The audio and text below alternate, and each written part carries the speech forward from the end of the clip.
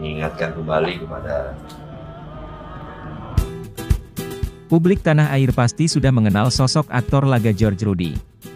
Ya, dia merupakan artis senior Indonesia yang sudah membintangi banyak film aksi. Tapi ternyata ada kisah inspiratif di balik sosok George Rudi, yakni mantap menjadi mualaf setelah melakukan adegan sholat dan takjub melihat muslimin wudhu.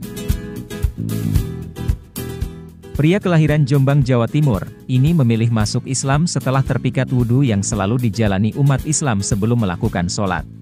Tepatnya pada tahun 1980, ketika itu George Rudi melihat seorang muslim melakukan wudhu sebelum sholat. Ini membuatnya sangat tertarik mempelajari ajaran agama Islam. Tahun 1980, saya mulai tertarik mempelajari Islam. Saya melihat orang wudhu. Saya bertanya ternyata kalau ingin menghadap ke Sang Pencipta, keadaan suci, ujar George Rudi dalam tayangan di kanal YouTube Hidayatullah TV. Lebih lanjut ia mengungkapkan yakin masuk agama Islam setelah belajar selama 4 tahun.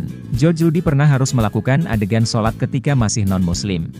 Tepat pada bulan Maret 1981, akhirnya dia memantapkan hati untuk memeluk agama Islam.